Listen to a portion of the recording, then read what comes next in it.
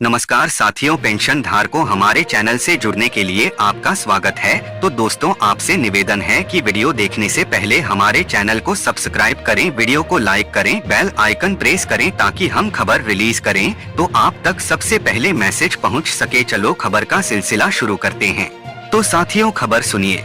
लंबे समय से कर्मचारी और पेंशन भोगी 8th पे कमीशन की कमेटी बनाने की मांग कर रहे हैं ताकि कमेटी अपनी रिपोर्ट सही समय पर केंद्र सरकार को सौंपे और सही समय पर 8वां वेतन आयोग लागू हो पाए।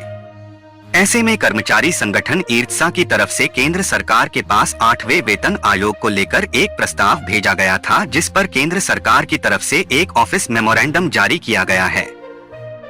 ईर्त्सा ने अपने प्रस्ताव में कहा था कि कर्मचारियों और पेंशन भोगियों के वेतन, पेंशन, भत्तों और अन्य सुविधाओं में बढ़ोतरी के लिए वेतन आयोग का गठन हर 10 साल के नियमित अंतराल पर किया जा रहा है। तीसरे, चौथे और 5वें सीपीसी ने केंद्र सरकार के कर्मचारियों और पेंशन भोगियों के वेतन, पेंशन, भत्तों और सेवा शर्तों की समय समय पर समीक्षा करने के लिए स्थायी तौर पर एक मशीनरी गठित करने की सिफारिश की थी। 1 जनवरी 2016 से 7वां वेतन आयोग लाया गया था, जिससे कि सरकारी कर्मचारियों और पेंशन भोगियों की सैलरी और पेंशन में बढ़ोतरी हुई। इससे सरकार की जीडीपी में वृद्धि देखने को मिली। अब समय आ चुका है कि 8वें वेतन आयोग का गठन किया जाए।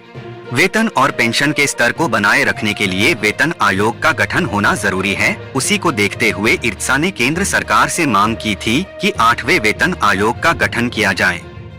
उन्होंने कहा कि 1 जनवरी 2026 से 8वां वेतन आयोग लागू होना चाहिए। ऐसे में इसके लिए कमेटी का गठन कर दिया जाए ताकि कमेटी अपनी सिफारिश केंद्र सरकार को सही समय पर सौंपे और सही समय पर 8वें वेतन आयोग का इम्प्लीमेंटेशन हो पाए।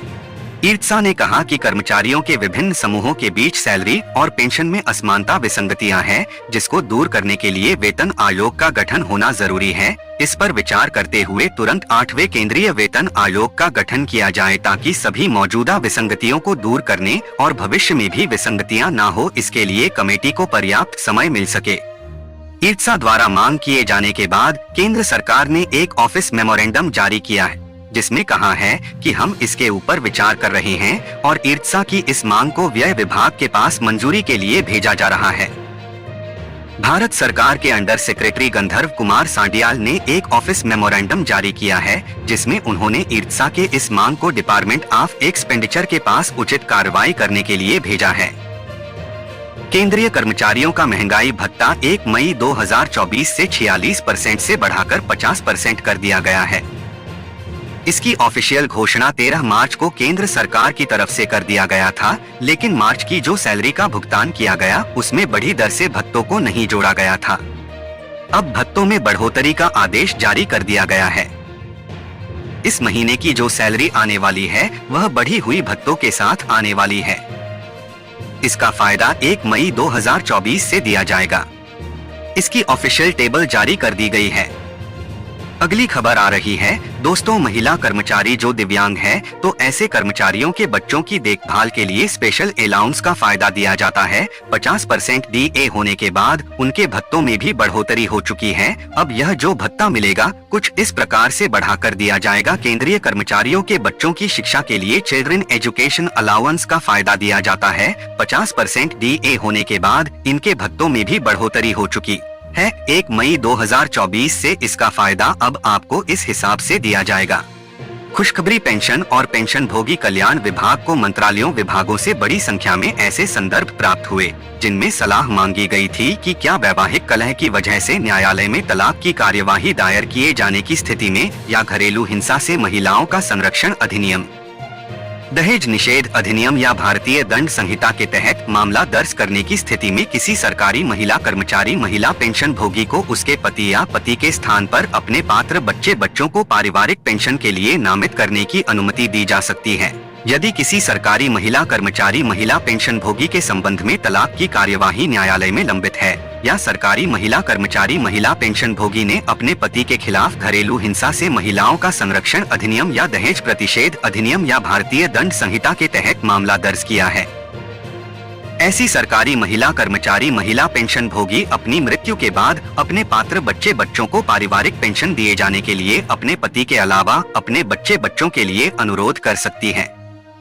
जहां सरकारी महिला कर्मचारी महिला पेंशन भोगी के संबंध में तलाक की कार्यवाही सक्षम न्यायालय में लंबित है, या सरकारी महिला कर्मचारी महिला पेंशन भोगी ने अपने पति के खिलाफ घरेलू हिंसा से महिलाओं का संरक्षण अधिनियम या दहेज प्रतिषेध अधिनियम या भारतीय दंड संहिता के तहत मामला दर्ज कराया है। उक्त सरकारी महिला कर्मचारी महिला पेंशन भोगी संबंधित कार्यालय प्रमुख को इस आशय का लिखित अनुरोध कर सकती है। केंद्र सरकार को यह सूचित करने का निर्देश हुआ है कि पेंशन और पेंशन भोगी कल्याण विभाग ने केंद्रीय सिविल सेवा पेंशन नियमावली 1972 का परिवर्तन करते हुए केंद्रीय सिविल सेवा पेंशन नियमावली 2021 को अधिसूचित किया है। केंद्रीय सिविल सेवा पेंशन नियमावली 2021 का नियम 50 मृतक सरकारी कर्मचारी पेंशन भोगी के माता पिता को कुटुंब पेंशन फैमिली पेंशन का संदाय करने से संबंधित है। केंद्रीय सिविल सेवा पेंशन नियमावली 2021 के नियम 50-10 के अनुसार जहां किसी मृतक सरकारी कर्मचारी या पेंशन भोगी की कुटुंब पेंशन के लिए विधवा या विधुर अथवा पात्र बच्चा उत्तरजीवी नहीं है, या यदि विधवा या विधुर और सभी बच्चों की कुटुंब पेंशन फैमिली पेंशन के लिए पात्रता समाप्त हो जाती है, तो माता पिता को आजीवन कुटुंब पेंशन देय होगी। यदि माता पिता सरकारी कर्मचारी या पेंशन भोगी की मृत्यु से ठीक पूर्व उस पर आश्रित थे, माता पिता सरकारी कर्मचारी पर आश्रित समझे जाएंगे यदि उनकी संयुक्त आय न्यूनतम कुटुंब पेंशन और उस पर अनुज्ञेय महंगाई राहत से कम है। जहां माता पिता को कुटुंब पेंशन अनुज्ञात हो, यह मृतक सरकारी कर्मचारी या पेंशन भोगी की माता को देय होगी। ऐसा न होने पर मृतक सरकारी कर्मचारी या पेंशन भोगी के पिता को देय होगी। कुटुंब पेंशन पाने वाले माता पिता का यह कर्तव्य होगा कि वे वर्ष में एक बार पेंशन संवितरण प्राधिकारी को इस आशय का प्रमाण पत्र प्रस्तुत करें कि उन्होंने अपनी आजीविका का उपार्जन प्रारंभ नहीं किया है और माता पिता को देय कुटुंब पेंशन उनकी आजीविका का उपार्जन प्रारंभ करने पर बंद कर दी जाएगी।